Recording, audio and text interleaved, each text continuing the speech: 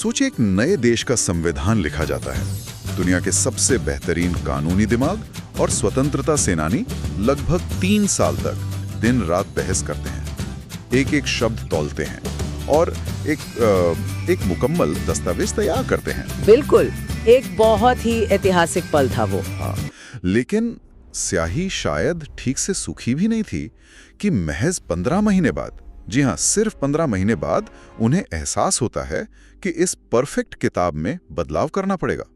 भारतीय संविधान के साथ मतलब बिल्कुल ऐसा ही हुआ था। ये वाकई एक बहुत ही हैरान करने वाला ऐतिहासिक तथ्य है।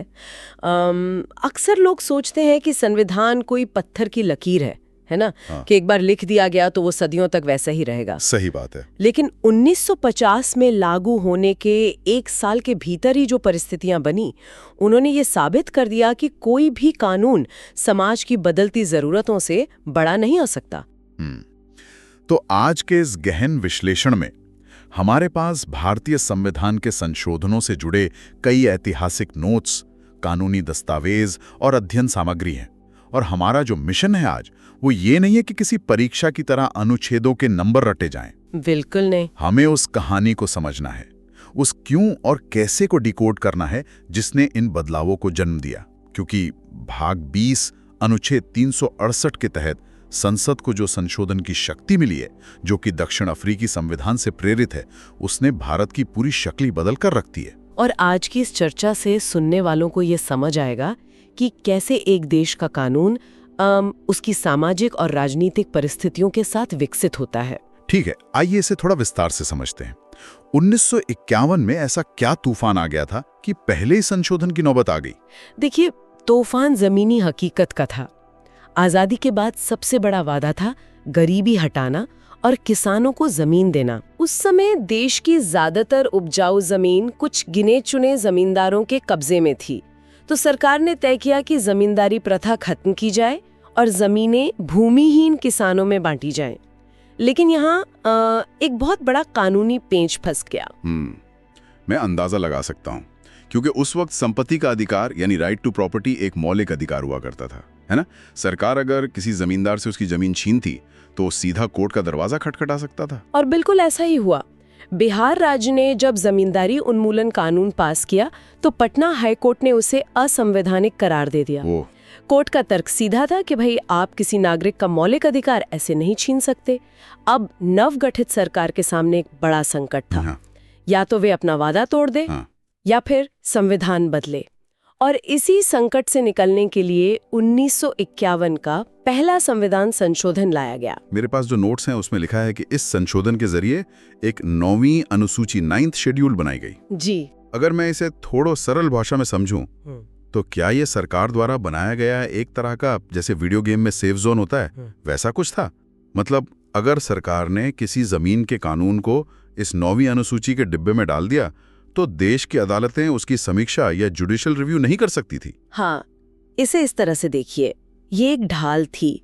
सरकार को अपनी नीतियों को लागू करने के लिए उस वक्त न्यायपालिका के हस्तक्षेप से बचने की बहुत जरूरत थी। अच्छा।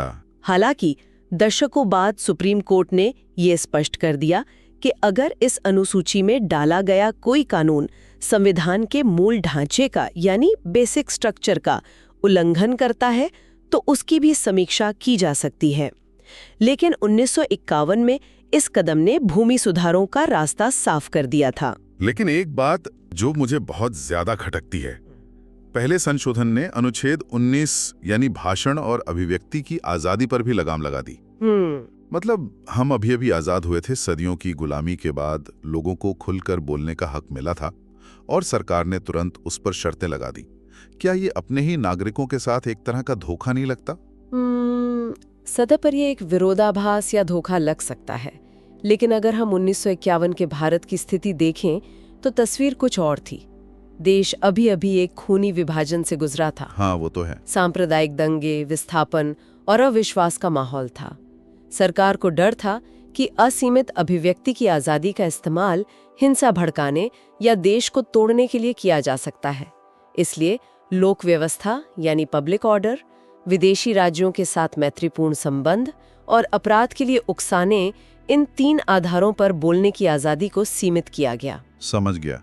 इसके साथ ही सामाजिक न्याय की नींव रखते हुए अनुच्छेद 15 में बदलाव किया गया ताकि पिछड़े वर्गों SC, ST, OBC के उत्थान के लिए सरकार विशेष नीतियां बना सके। तो ये महज कानूनों का बदलाव नहीं था, बल्कि एक नए राष्ट्र को बिखरने से बचाने की कवायद भी थी। लेकिन देश को एक रखने की ये चुनौती केवल अधिकारों तक सीमित नहीं थी। बिल्कुल नहीं। जब मैं शुरुआती दशकों का इतिहास पढ़ता हूं तो भौगोलिक सीमाओं का जो ढांचा दिखता है वो बहुत ही अजीब है। आजादी के समय राज्यों को भाग A, B, C और D जैसी श्रेणियों में रखा गया था। ये किसी देश का नक्शा काम और किसी कॉरपोरेट कंपनी का वर्गीकरण ज्यादा लगता है। इसकी जड़ें दरअसल रियासतों के विलय में थी। अंग्रेजों के जाने के बाद 500 से ज्यादा रियासतों को एक साथ लाया गया था, इसलिए प्रशासनिक सुविधा के लिए उन्हें इन अजीब श्रेणियों में डाल दिया गया। लेकिन ये व्यवस्था लंबे समय तक नहीं चल सकती थी। हाँ, जाहिर है। जैसे जैसे लोकतंत्र गहरा हुआ, भाषा के आधार पर राज्यों को पुनर्गठित करने की मांग एक बहुत बड़े राजनीतिक आंदोलन में बदल गई, खासकर दक्षिण भारत में। और यहीं से 1956 का 7वां संविधान संशोधन आता है, जिसने इस ABCD के झमेले को हमेशा के लिए खत्म कर दिया। इस संशोधन के बाद भारत का नक्शा कुछ ऐसा दिखा जिसमें 14 राज्य और 6 केंद्र शासित प्रदेश थे। सही कहा। और हमारे स्रोतों में इसे याद रखने की एक बहुत ही बढ़िया ट्रिक दी गई है। आज के 28 राज्यों का आधा 14। बहुत ही आसान और सटीक तरीका है ये याद रखने का। इसके अलावा एक ही व्यक्ति को 2 राज्यों का राज्यपाल बनाने या 2 राज्यों के लिए एक ही साझा उच्च न्यायालय बनाने की जो व्यवस्था आज हम देखते हैं, जैसे पंजाब और हरियाणा का साझा कोर्ट, वो भी इसी 7वें संशोधन की देन है। इससे एक महत्वपूर्ण सवाल खड़ा होता है कि कैसे देश की भौगोलिक और भाषाई विविधता को एक सूत्र में पिरोया जाए। 7वें संशोधन ने देश की अंदरूनी सीमाओं को तो सुलझा दिया, लेकिन बाहरी सीमाओं और नए क्षेत्रों का भारत में विलय अभी बाकी था। बिल्कुल। अगर हम 1960 के दशक की तरफ पढ़ें तो ये दौर भारत के विस्तार का था। दादरा और नगर हवेली जो पुर्तगालियों के कब्जे में थे, उन्हें 10वें संशोधन से भारत में मिलाया गया। ट्रिक के हिसाब से D से 10 और D से दादरा। क्या बात है। 12वें संशोधन ने गोवा, दमन और दीव को भारत का हिस्सा बनाया और 14वें संशोधन के जरिए फ्रांसीसियों से पुदुचेरी को लेकर भारतीय संघ में शामिल किया गया। और ये विस्तार केवल विदेशी ताकतों से जमीन वापस लेने तक सीमित नहीं था। पूर्वोत्तर भारत में एक अलग तरह की संवेदनशीलता की जरूरत थी। कैसे? उदाहरण के लिए 13वें संशोधन के तहत जब नागालैंड को राज्य का दर्जा दिया गया तो संविधान में अनुच्छेद 371A जोड़ा गया। अच्छा। ये कोई सामान्य अनुच्छेद नहीं है। ये नागाओं की धार्मिक और सामाजिक प्रथाओं और उनके पारंपरिक कानूनों को संसद के सीधे हस्तक्षेप से बचाता है। वहां की विधानसभा की सहमति के बिना संसद के कई कानून वहां लागू नहीं हो सकते। ये बहुत अहम बात है। ये दिखाता है कि संविधान निर्माताओं ने ये समझ लिया था कि देश को एक सूत्र में पिरोने का मतलब सबको एक ही सांचे में ढालना नहीं है ना, बल्कि उनकी विशिष्ट पहचान का सम्मान करना है। बिल्कुल सही। इसी कड़ी में मुझे 18वें और 22वें संशोधन का संदर्भ भी मिलता है। 18वें संशोधन ने पंजाब का पुनर्गठन किया और स्पष्ट किया कि संसद के पास राज्य ही नहीं बल्कि नए केंद्र शासित प्रदेश जैसे चंडीगढ़ बनाने की भी शक्ति है। वहीं 22वें संशोधन ने असम के भीतर मेघालय को एक स्वायत्त राज्य यानी ऑटोनोमस स्टेट का दर्जा दिया है। लेकिन इन सब में सबसे अनोखी कहानी सिक्किम की है, जो 35वें और 36वें संशोधन से जुड़ी है। हाँ, मेरे नोट्स में इस पर बहुत जोर दिया गया है। सिक्किम भारत का हिस्सा नहीं था, वो एक स्वतंत्र राजशाही थी। तो इसे भारत में कैसे लाया गया? आप ही बताइए, आपने इसके लिए एक बहुत दिलचस्प तुलना सोची थी। हाँ, मैं इसे क्रिकेट की एक एनालॉजी से समझने की कोशिश कर रहा था। जब कोई नई टीम अंतर्राष्ट्रीय क्रिकेट में आती है तो उसे सीधे वर्ल्ड कप खेलने को नहीं मिलता। पहले उसे एसोसिएट मेंबर बनाया जाता है ताकि वो व्यवस्था को समझे। 35वें संशोधन के जरिए ठीक ऐसा ही हुआ। सिक्किम को भारत का सहराज्य या एसोसिएट स्टेट बनाया गया। बिल्कुल। ये भारतीय संविधान के इतिहास में पहली और इकलौती बार था जब सहराज्य जैसा कोई शब्द गढ़ा गया। ये एक बहुत ही सटीक विश्लेषणात्मक तुलना है। 35वें संशोधन ने एक प्रयोग किया, सिक्किम के लोगों को ये महसूस कराने के लिए कि भारतीय लोकतंत्र कैसे काम करता है। एक बदलाव का दौर रखा गया। सही। और जब वहां की जनता ने पूरी तरह से भारत में विलय के पक्ष में जनमत संग्रह किया, तब 1975 में 36वां संशोधन लाया गया। यानी उन्हें पूर्ण सदस्य का दर्जा मिल गया। बिल्कुल। उस सह राज्य के दर्जे को खत्म करके सिक्किम को सम्मानजनक तरीके से भारत का 22वां पूर्ण राज्य बना दिया गया। भूगोल तो तय हो रहा था, लेकिन इसके साथ ही देश की सांस्कृतिक विविधता भी संविधान में अपनी जगह मांग रही थी। अगर हम 8वीं अनुसूची की बात करें, जो आधिकारिक भाषाओं की सूची है, तो मूल रूप से इसमें केवल 14 भाषाएं थी, आज 22 हैं। और ये सफर बहुत कुछ कहता है। 21वें संशोधन के जरिए जब सिंधी भाषा को जोड़ा गया तो वो केवल एक भाषा का जुड़ना नहीं था। विभाजन के बाद सिंधी समुदाय अपना घर, अपनी जमीन, सब कुछ पीछे छोड़ आया था। संविधान में उनकी भाषा को शामिल करना उन्हें यह एहसास दिलाना था कि इस नए देश में उनकी सांस्कृतिक पहचान सुरक्षित है। ये नजरिया वाकई बहुत गहरा है। और यहाँ याद रखने की कुछ शानदार ट्रिक्स भी हैं। 21वें संशोधन से सिंधी जुड़ी, जो 15वीं भाषा बनी, और फिर आता है 71वां संशोधन, जिससे जुड़ी नमक। हाँ, NAMAK, नेपाली, मणिपुरी और कोंकणी। अरे वाह, ये तो बहुत आसान हो गया। और फिर 92वें संशोधन के जरिए जुड़ा बोडमास, बोडो, डोगरी, मैथिली और संथाली, जिससे ये संख्या 22 तक पहुंच गई। बिल्कुल, तो ये अनुसूची महज एक लिस्ट से बढ़कर क्षेत्रीय अस्मिता और पहचान को राष्ट्रीय स्तर पर मान्यता देने का एक बहुत बड़ा टूल बन गई। बहुत ही दिलचस्प। लेकिन अगर हम इसे बड़ी तस्वीर से जोड़कर देखें तो जैसे जैसे हम 1970 के दशक के मध्य में आते हैं, देश की राजनीति एक बहुत ही अलग और खतरनाक मोड़ लेने लगती है।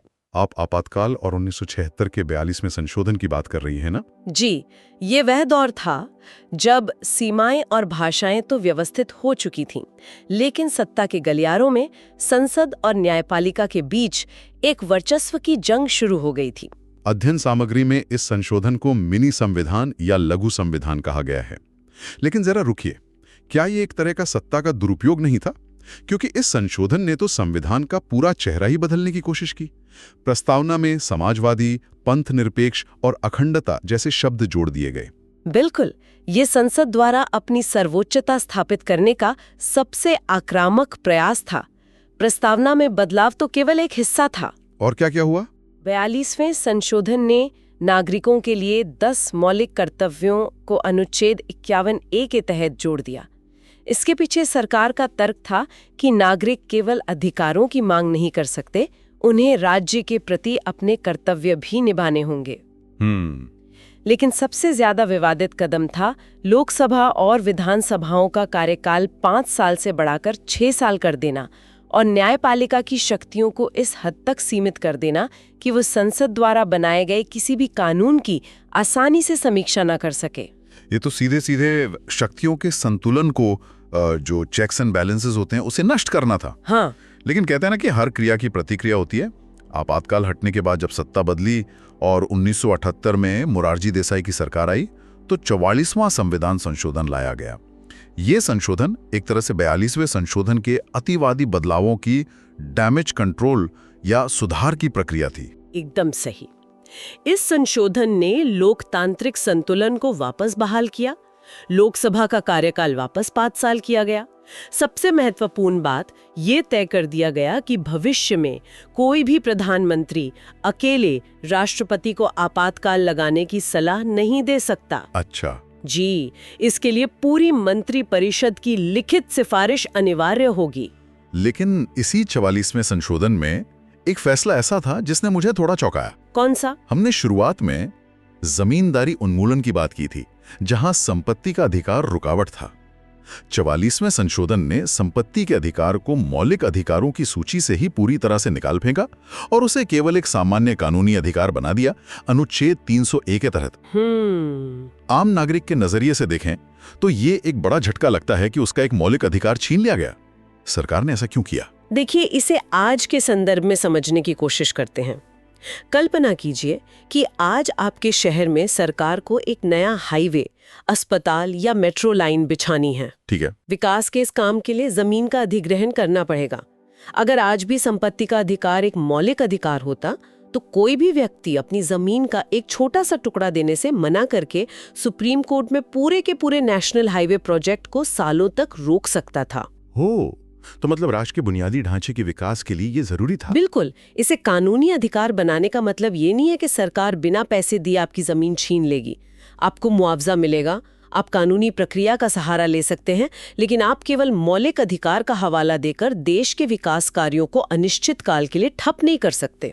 समझ गया। और इसी के साथ 44वें संशोधन की एक और बहुत बड़ी उपलब्धि थी अनुच्छेद 20 और 21, यानी जीवन और व्यक्तिगत स्वतंत्रता का अधिकार। हाँ, ये स्पष्ट कर दिया गया कि भविष्य में चाहे कितना भी गंभीर आपातकाल क्यों न लग जाए, राज्य किसी भी नागरिक से उसके जीने का हक और उसकी व्यक्तिगत स्वतंत्रता नहीं छीन सकता।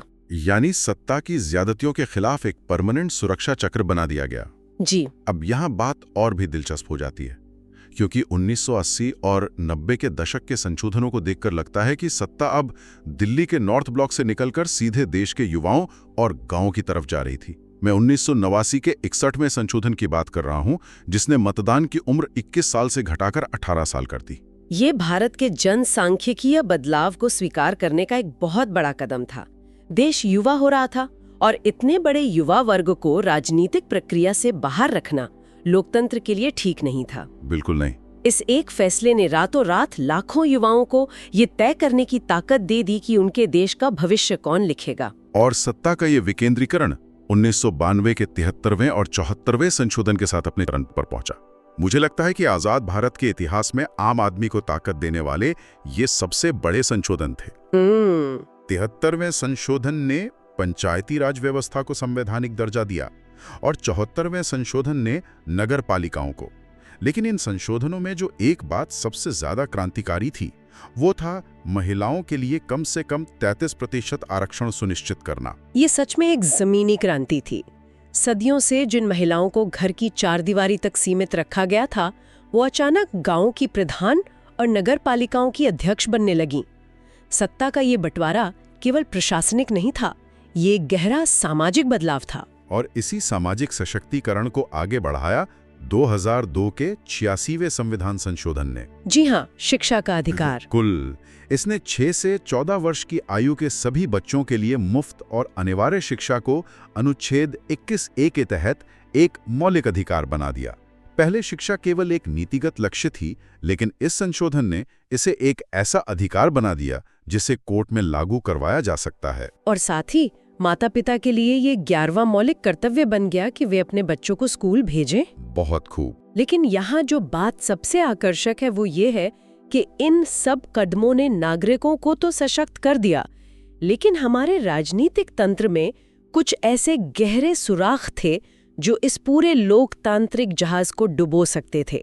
और यहीं से आधुनिक संशोधनों का वो दौर शुरू होता है जिसे हम राजनीतिक व्यवस्था की सफाई कह सकते हैं। अब दल बदल की राजनीति की बात कर रही है ना? जी। मेरे स्रोतों में 1985 के 52वें संशोधन का विस्तार से जिक्र है।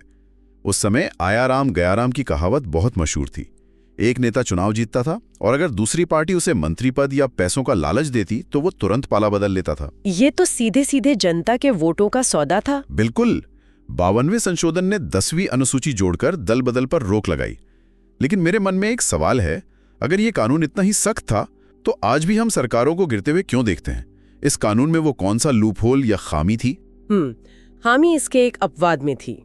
कानून ने कहा कि अगर कोई एक विधायक पार्टी छोड़ता है तो उसकी सदस्यता रद्द हो जाएगी, लेकिन अगर किसी पार्टी के 1/3, जिसे बाद में बढ़ाकर 2/3 कर दिया गया, तो अगर 2/3 सदस्य एक साथ टूटकर किसी दूसरी पार्टी में विलय कर लें तो उन पर दल बदल का कानून लागू नहीं होगा। मतलब अगर आप अकेले भ्रष्टाचार करते हैं या पाला बदलते हैं तो आप अपराधी हैं, लेकिन अगर आप एक बड़े समूह में पाला बदलते हैं तो उसे सिद्धांतों पर आधारित विलय मान लिया जाएगा। ये तो एक बहुत ही अजीब गणित है। यही वजह है कि आज भी हम होलसेल या थोक में दल बदल होते हुए देखते हैं। लेकिन इसके बावजूद इस कानून ने व्यक्तिगत सौदेबाजी पर काफी हद तक लगाम लगाई। इसी तरह की राजनीतिक ब्लैकमेलिंग को रोकने के लिए 2003 में 91वां संशोधन भी लाया गया था। गठबंधन सरकारों के दौर में हर छोटी पार्टी का नेता मंत्री बनना चाहता था। हाँ, और अगर उसे मंत्री पद नहीं मिलता तो वो सरकार गिराने की धमकी देता था। बिल्कुल। इसलिए 91वें संशोधन ने ये नियम बना दिया कि केंद्र या राज्य में मंत्रियों की कुल संख्या लोकसभा या विधानसभा की कुल सीटों के 15% से अधिक नहीं हो सकती। अच्छा, एक कैप लगा दिया गया। जी। इससे मुख्यमंत्रियों और प्रधानमंत्रियों को इस ब्लैकमेलिंग से बचने का एक बड़ा कानूनी हथियार मिल गया। ये वाकई एक बहुत ही व्यवहारिक सुधार था। अब अगर हम पिछले एक दशक के संशोधनों पर नजर डालें, यानी 100वें संशोधन और उसके बाद, तो ये दौर ऐतिहासिक गलतियों को सुधारने और सामाजिक न्याय को एक नए ढांचे में ढालने का रहा है। सही कह रहे हैं। 100वें संशोधन की कहानी ही ले लीजिए, जो 2015 में हुआ। 1947 में जब सिरिल रैडक्लिफ ने कागज पर पेंसिल चलाकर भारत और पाकिस्तान की सीमाएं खींची थीं, तो वो कितना बड़ा ब्लंडर था। बहुत बड़ा। उस लापरवाही का नतीजा ये था कि भारत की सीमा के भीतर बांग्लादेश के 51 एन्क्लेव यानी छोटे छोटे भूभाग फंस गए और बांग्लादेश के अंदर भारत के 111 एन्क्लेव। उन एन्क्लेव्स में रहने वाले लोगों की जिंदगी दशकों तक नर्क बनी रही। वे अपने ही देश से कटे हुए थे। 100वें संशोधन ने जमीन की अदला बदली करके इस ऐतिहासिक नासूर को हमेशा के लिए खत्म कर दिया। ये केवल जमीन का सौदा नहीं था, ये उन हजारों लोगों को एक पहचान देने का मानवीय कदम था। और इसके ठीक बाद 2016 में 101वां संशोधन आया, जिसने आजाद भारत का सबसे बड़ा आर्थिक सुधार लागू किया, जीएसटी। जी, गुड्स एंड सर्विसेज टैक्स। अगर मैं इसे एक एनालॉजी से समझूं, तो कल्पना कीजिए कि एक ट्रक माल लेकर दिल्ली से मुंबई जा रहा है। पहले की व्यवस्था में उसे हर राज्य की सीमा पर रुकना पड़ता था। वहां का अलग टैक्स, अलग चुंगी, अलग कागजी कार्रवाई। इससे माल महंगा भी होता था और समय भी बर्बाद होता था। ये एकदम सही उदाहरण है। 101वें संशोधन ने उन तमाम अलग अलग अप्रत्यक्ष करों और राज्यों के चेक पोस्ट को खत्म करके पूरे देश को एक सिंगल डिजिटल मार्केट में बदल दिया। एक राष्ट्र एक कर के इस डुअल मॉडल ने केंद्र और राज्य दोनों को कर लगाने का अधिकार दिया, लेकिन एक समान ढांचे के तहत। अर्थव्यवस्था के साथ साथ पिछले कुछ संशोधनों ने सामाजिक न्याय के मुद्दे को भी बहुत गहराई से संबोधित किया है। कैसे? अगर हम 102 से लेकर 106वें संशोधन तक एक श्रृंखला देखें, तो ये बहुत स्पष्ट नजर आता है। 102वें और 105वें संशोधन ने राष्ट्रीय पिछड़ा वर्ग आयोग को संवैधानिक दर्जा दिया और राज्यों को अपनी ओबीसी सूची खुद बनाने का अधिकार वापस दिया, ताकि जमीनी स्तर पर पिछड़ी जातियों की सही पहचान हो सके। और 103वां संशोधन इस कड़ी में एक बहुत बड़ा वैचारिक बदलाव था। दशकों तक भारत में आरक्षण का आधार केवल सामाजिक और शैक्षणिक पिछड़ापन था, लेकिन 103वें संशोधन ने पहली बार आर्थिक पिछड़ेपन को मान्यता दी और सामान्य वर्ग के गरीबों के लिए 10% EWS आरक्षण का प्रावधान किया। ये इस बात की स्वीकारोक्ति थी कि गरीबी किसी भी जाति में हो सकती है। बिल्कुल। इसी तरह 104वें संशोधन ने भी पुरानी व्यवस्थाओं को आधुनिक समय के हिसाब से अपडेट किया। जहां एक तरफ अनुसूचित जाति और जनजाति के राजनीतिक आरक्षण को 2030 तक बढ़ा दिया गया, वहीं दूसरी तरफ लोकसभा और विधानसभाओं में एंग्लो इंडियन समुदाय के लिए जो सीटें रिजर्व होती थीं, उन्हें हमेशा के लिए खत्म कर दिया गया। शायद सरकार को लगा कि अब वो समुदाय भारत की मुख्य धारा में इतना घुल मिल चुका है कि उन्हें अलग से राजनीतिक कोटे की जरूरत नहीं है।